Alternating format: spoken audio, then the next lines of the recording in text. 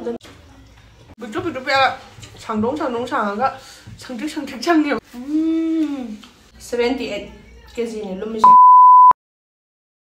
Hi guys, I'm hojikse nungdang make the kind sengda mal video je. Ado ngasidi mukbang tawgeda bane ngasidi pork thonge ba ko sida khuchiong si lawda bane sida gi ko. Ado hangam ko thong bane ko hangam ju sida yaure. Ado ngasi ga anirak sudoi ne ko ina pork chai je haidi tha mari gi matung tha mari de kemda cha ba yaram de ba haidi makhong ban da jima amda cha yaram de ba.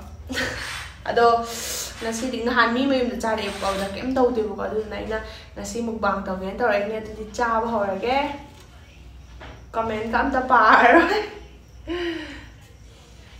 da lai de hangam chama star mo se sam ba de ke ba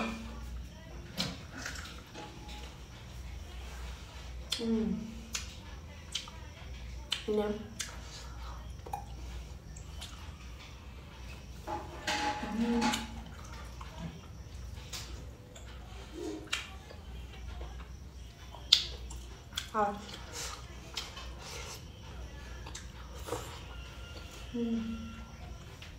hangam dia ama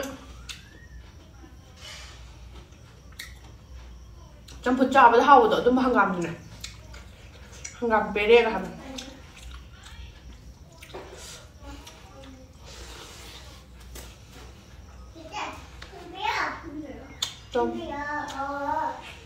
Dala.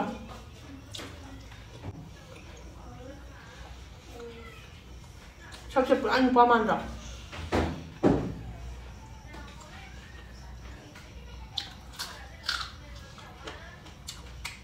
Umur cani umur itu.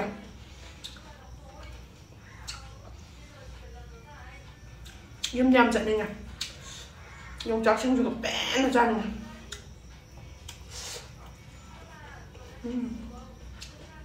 Hangam nó hầu lại rồi. Hangam mà cặp ác rồi, cái bữa này ăn hầu lắm.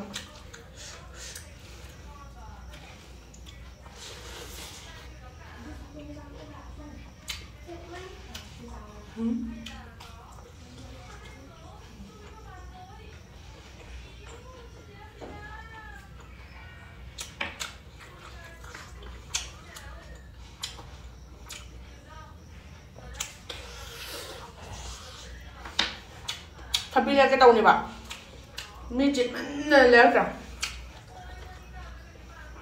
cũng một phần tài, gà đi ăn chín bạn, được, không có làm cái, tapi jangan ini bạn, main saja lah.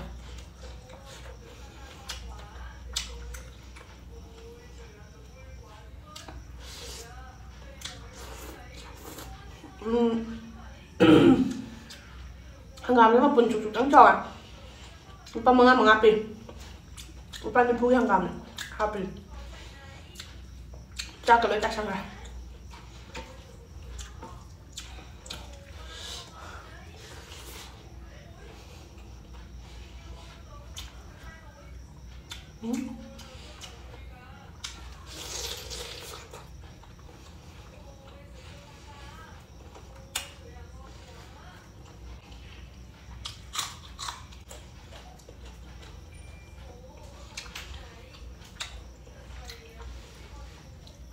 Ngasi cháo bây giờ kem tàu được thì gọi mà thằng mukbang tàu phở này đâu mukbang tàu ngay mà chắc sẽ lấy tập hai cái mình đã yên dẫn được bà ngăn nuôi cho phăng được bà phăng cái số dặm là thuốc để bồi lấy để hình thuốc để bằng ngăn nuôi được tan là đấy.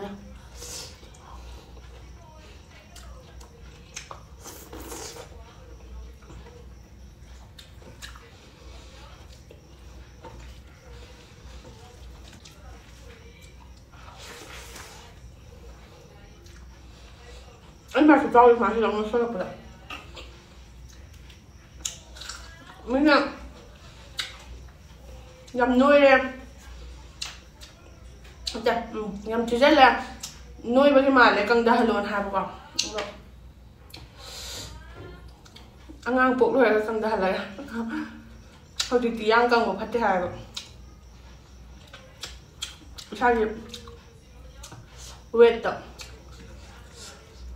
ꯋꯦꯠꯇꯨꯗꯒꯤ ꯍꯦꯟꯒꯠꯀꯗꯕꯅꯤ ꯍꯥꯏꯌꯦꯕꯀꯣ ꯑꯗꯨꯅ ꯑꯩ ꯍꯧꯖꯤꯛꯁꯦ 78 kgꯅꯦ ꯂꯨꯝꯃꯤꯁꯦ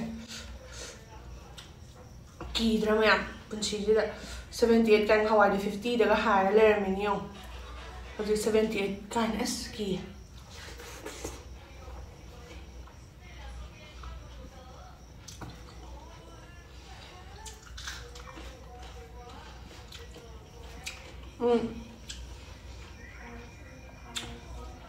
ꯌꯨꯝꯗ video call ꯁꯥꯟꯅꯕꯁꯤꯅꯦꯀꯣ ꯅꯁꯛꯇꯣ ꯀꯩꯅꯣ ꯈꯨꯊꯤ ꯑꯃ ꯑꯗꯨꯝ ꯍꯥꯏꯌꯦꯕꯀꯣ ꯍꯥꯏꯗꯤ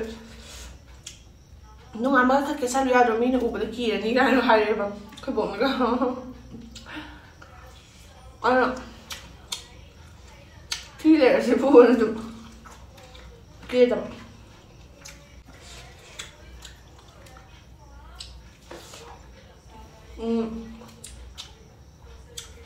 ꯌꯨꯝꯒꯤ ꯏꯃꯥ ꯏꯄꯥ ꯏꯕꯣꯛꯀꯤ ꯃꯤꯠꯇ ꯊꯤꯔꯛꯑꯕ ꯍꯥꯏꯁꯦ ꯃꯌꯥꯝꯒꯤ ꯃꯤꯠꯇꯗꯤ ꯀꯌꯥꯝ ꯊꯤꯔꯝꯃꯅꯤꯁꯦ ꯑꯩ ꯑꯗꯨꯝ ꯈꯪꯉꯦ ꯍꯋꯥꯏꯗꯤ ꯍꯧꯖꯤꯛ ꯊꯤꯔꯒ ꯑꯗꯨꯝ ꯂꯥꯛꯏꯀꯣ ꯑꯗꯨꯅ ꯃꯤꯅ ꯊꯤ ꯍꯥꯏꯕꯁꯦ ꯑꯩꯉꯣꯟꯗ ꯀꯩꯝꯇ ꯈꯟꯗꯦꯕ ꯄꯤꯛꯇ꯭ꯔꯨ ꯄꯤꯛꯉꯩꯗꯒꯤ ꯅꯃꯥꯁꯨ ꯐꯖꯩ ꯅꯄꯥꯁꯨ ꯐꯖꯩ ꯅꯪꯅ ꯀꯅꯥ ꯂꯣꯏꯅꯣꯅ ꯍꯥꯏꯕꯁꯦ ꯑꯗꯨꯝ ꯄꯤꯛꯇ꯭ꯔꯨ ꯄꯤꯛꯉꯩꯗꯒꯤ ꯑꯩꯅ ꯑꯗꯨꯝ ꯇꯥꯔꯒ ꯂꯥꯛꯑꯕꯅꯦꯕꯀꯣ ꯑꯩꯉꯣꯟꯗ ꯑꯗꯨꯝ ꯍꯥꯏꯔꯒ ꯂꯥꯛꯑꯕꯅꯦꯕ ꯃꯤꯅ ꯑꯗꯨꯅ ꯊꯤꯒꯦ ꯍꯥꯏꯕꯗꯣ ꯀꯩꯝ ꯈꯟꯗꯦ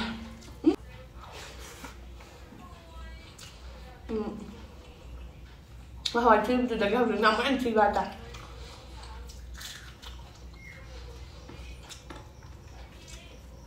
ꯁꯛꯁꯦ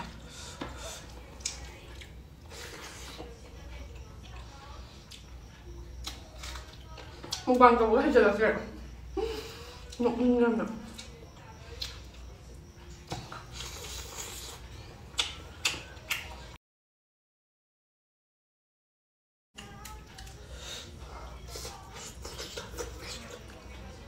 ꯉꯥꯅꯨ ꯊꯣꯡꯕ ꯌꯥꯝ ꯆꯥꯅꯤꯡꯉꯦ ꯆꯥꯗꯕ ꯌꯥꯝ ꯀꯨꯏꯔꯦ ꯄꯨꯛꯇꯨꯝ ꯊꯟꯗꯣꯛꯈ꯭ꯔꯦ ꯄꯨꯔꯥ ꯆꯥꯕ ꯈꯤꯇꯪ ꯂꯣꯏꯔꯛꯄꯗꯅꯦ ꯄꯨꯔꯥ ꯊꯥ ꯁꯨꯕꯗꯧꯅꯅꯦ ꯄꯨꯛꯁꯦ ꯀꯪꯉꯦꯕ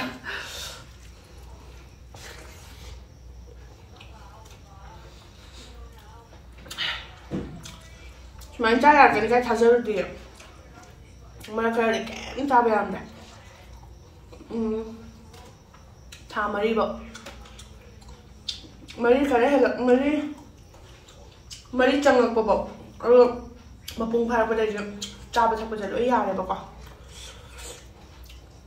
ꯁꯤꯅꯦ ꯋꯥꯏꯗꯤ ꯁꯪꯉꯦ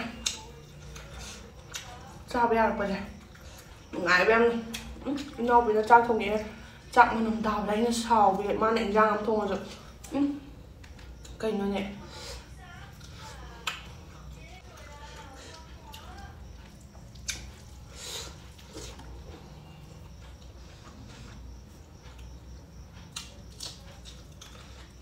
ꯁꯤ ꯃꯇꯨꯡꯗ ꯑꯩ ꯆꯥꯕ ꯉꯝꯃꯔꯣꯏ ꯃꯌꯥꯝ ꯏꯁꯥꯗ ꯀꯩꯅꯣꯝ ꯇꯧꯁꯤꯜꯂꯦ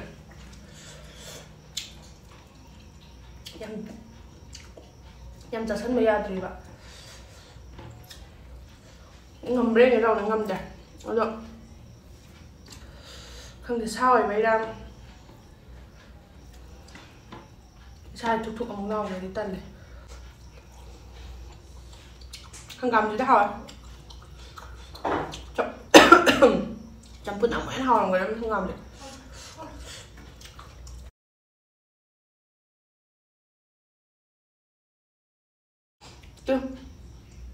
ꯑꯣꯛꯁꯥꯗꯤ ꯃꯇꯨꯝ ꯑꯃꯅꯤ ꯂꯦꯝꯃꯦ ꯃꯇꯣꯡꯁꯦ ꯌꯥꯝ ꯄꯥꯛ ꯆꯥꯅꯤꯡꯗꯦꯕꯀꯣ ꯀꯦꯞꯁꯣꯟ ꯍꯦꯟꯅ ꯆꯥꯅꯤꯡꯉꯦꯕꯀꯣ ꯑꯗꯨꯅ ꯀꯦꯞꯁꯣꯟꯗꯤ ꯑꯃꯨꯛ ꯌꯥꯝ ꯆꯥꯕꯗꯣ ꯉꯝꯗꯦꯗꯅꯀꯣ ꯑꯗꯨꯗꯨꯅꯅꯦ ꯑꯗꯣ ꯃꯊꯪꯒꯤ ꯚꯤꯗꯤꯑꯣꯗ ꯑꯃꯨꯛ ꯊꯦꯡꯅꯔꯁꯦ ꯃꯌꯥꯝ ꯉꯁꯤꯒꯤꯗꯤ ꯅꯨꯡꯉꯥꯏꯕ ꯅꯨꯡꯉꯥꯏꯇꯕ ꯁ꯭ꯋꯥꯏꯗ ꯑꯗꯨꯝ ꯂꯣꯏꯁꯟꯈ꯭ꯔꯦ ꯍꯟꯗꯛ ꯆꯍꯤꯒꯤ ꯑꯣꯏꯅ ꯑꯩꯒꯤ ꯉꯁꯤꯒꯤ ꯚꯤꯗꯤꯑꯣꯁꯤꯅ ꯑꯔꯣꯏꯕ ꯑꯣꯏꯈꯤꯕꯁꯨ ꯌꯥꯏ ꯑꯣꯏꯗꯕꯁꯨ ꯌꯥꯏꯕꯀꯣ ꯑꯗꯣ ꯑꯔꯣꯏꯕ ꯑꯣꯏꯔꯒꯗꯤ ꯅ꯭ꯌꯨ ꯌꯔꯗ ꯊꯦꯡꯅꯔꯁꯦ ꯕꯥꯏ ꯃꯌꯥꯝ ꯃꯨꯛꯕꯥꯡ ꯇꯧ ꯂꯣꯏꯕꯗ ꯆꯤꯟ ꯇꯦꯡꯕꯗ ꯑꯃꯨꯛ ꯂꯤꯞꯁꯇꯤꯛꯁꯦ ꯁ꯭ꯋꯥꯏ ꯌꯧꯈ꯭ꯔꯦ ꯚꯤꯗꯤꯑꯣ ꯃꯇꯦꯛ ꯑꯗꯨꯝ ꯍꯥꯞꯆꯤꯟꯒꯦ ꯇꯧꯕꯗ ꯊꯨꯞꯄ ꯅꯨꯡꯁꯤꯔꯛꯑ ꯁꯤꯗ ꯎꯔꯤꯡ ꯑꯃ ꯊꯣꯡꯉꯒꯅꯤꯀꯣ ꯁꯤ ꯇꯠꯂꯨꯕꯒꯤ ꯑꯗꯣ ꯍꯧꯖꯤꯛ ꯀꯤꯍꯣꯝ ꯆꯥꯅꯤꯡꯉꯦ ꯀꯤꯍꯣꯝ ꯂꯩꯔꯛꯄꯅꯤ ꯃꯣꯏ ꯀꯤꯍꯣꯝ ꯈꯨꯌꯣꯟꯁꯦ ꯌꯥꯝ ꯅꯩ ꯍꯥꯏꯕꯗꯨ ꯁꯨꯃꯥꯏꯅ ꯌꯣꯜꯂꯦ ꯌꯥꯝ ꯐꯖꯅ ꯂꯩꯔꯣꯡꯒ ꯃꯥꯜꯂꯒ ꯌꯣꯟꯕ ꯋꯥꯅꯤ ꯀꯤꯍꯣꯝ ꯌꯣꯡꯁꯦ ꯃꯥꯏ ꯁꯨꯃꯥꯏꯅ ꯈꯥꯏꯌꯦ ꯑꯆꯥꯄꯣꯠ ꯑꯃ ꯂꯩꯕꯗꯣ Mày đâu có sao đâm lên rồi mà cả đâu có lầu rồi.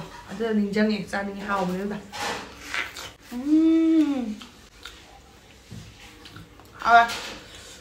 Bây dùng cái thay dùng cái hôm mà tụi tôi ra mình hào với em này. Thơm á. Nó sai đẹp. Một chút về chẳng đúng cái chẳng trước như vậy. Đó. Rum được. Càng được mà không có chào là hảo rồi nữa. Cái hôm thì mà hiểm nhau với kia. Cái nó phúc lên nó dòng quá vậy này. Nhớ lên để chào rồi. Nấu lên để phát cho hai mình còn tôi anh đi làm cha đến đầu này chắc đến mình nè đây là cả được bảy tí bia lên và cái hôm mà của mình đã chơi được ba phần đi bia nè hào lắm nè thì nấu này để tìm mà cái acid cái trắng để làm nhau hai bên này còn hả nè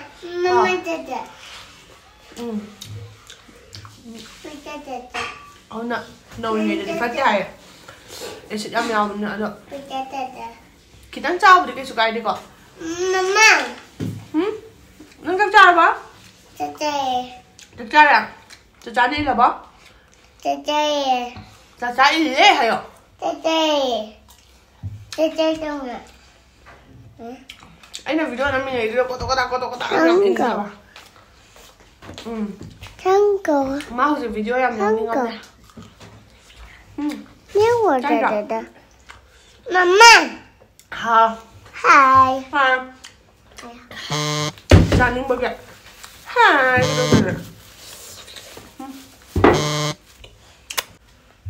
dạ đấy cái đời cái say quá à hay bà chứ video này giàu lâu ra này rồi sẽ là cái bye